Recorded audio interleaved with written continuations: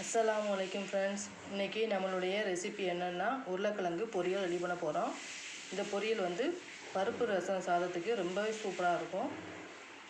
இப்போ இந்த வீடியோவை கடைசி வரைக்கும் ஸ்கிப் பண்ணாமல் பாருங்கள். வாங்க எப்படி செய்யலாங்கிறத பார்க்கலாம்.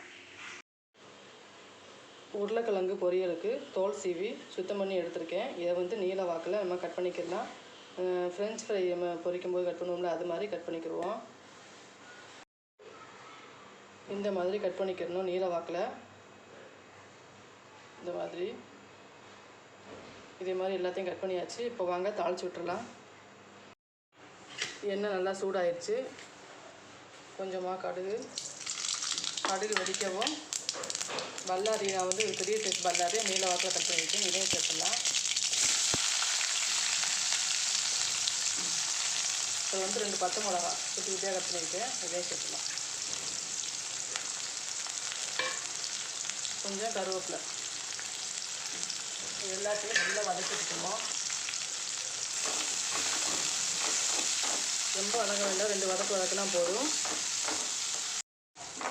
நல்லா 2 வதங்கினதுக்கப்புறம் நம்ம கட் பண்ணி வச்சுருக்கிற உருளைக்கிழங்கு இதை சேர்த்துடலாம். சேர்த்துட்டு நல்லா ஒரு மிக்ஸ் பண்ணி வச்சுக்குவோம். எல்லாத்தையும் நல்லா மிக்ஸ் பண்ணி விட்ட பிறகு இதுக்கு தேவையான அளவு தண்ணி சேர்த்துக்குவோம்.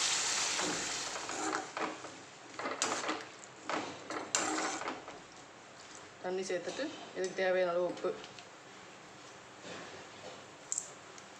அவ்வளோதான். இதை மூடி விட்டுடலாம்.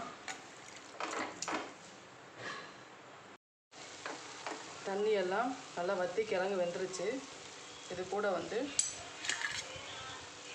இது தேங்காய் துருவி வச்சுருக்கேன். இதையும் இதில் சேர்த்துடலாம்.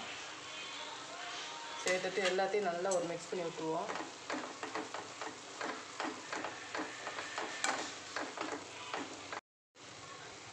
தேங்காய் சேர்த்து மிக்ஸ் பண்ண பிறகு 1 ஸ்பூன் அளவுக்கு தேங்காய் எண்ணெய் இதையும் இதில் சேர்த்துடலாம்.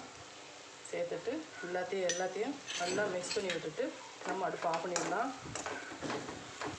நம்மளுடைய உருளைக்கிழங்கு பொரியல் ரெடி ஆகிடுச்சு. இதே மாதிரி நீங்களும் வீட்டில் ட்ரை பண்ணி பாருங்கள். இந்த வீடியோ பிடிச்சிருந்தா லைக் பண்ணுங்கள், ஷேர் பண்ணுங்கள், மறக்காமல் சப்ஸ்கிரைப் பண்ணுங்கள் ஃப்ரெண்ட்ஸ். அஸ்ஸலாமு அலைக்கும்.